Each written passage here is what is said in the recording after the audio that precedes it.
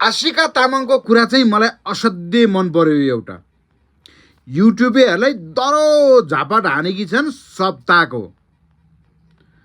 काम गरेर खाऊ, जो पाए त्यसलाई टोन बनाएर चाहिने नचाहिने भिडियो बनाएर बदनाम गरेर पैसा कमाउन नखोज, काम गर अनि खाऊ। ठिक्क पारे हो। माइक बोक्यो, चाहिने नचाहिने कुरा बनायो, एउटा कुरा बोलेको छैन अर्को कुरा बनायो, त्यसलाई काटछाँट गर्यो, बेकारमा मान्छेलाई बदनाम गर्यो, टोन बनायो। चाहिने कुरो एउटा गर्नु छैन, नचाहिने कुरा धेरै गर्नु छ। भित्र बोलेको छ कि छैन, बाहिर निकालेको छ कुराहरू हो कि होइन, सत्य तथ्य थाहा छैन। यस्ताहरूलाई त दरो झापट हानेको आशिका तामाङले एकदम खुसी लाग्यो। काम गरेर खानु पर्यो नि त।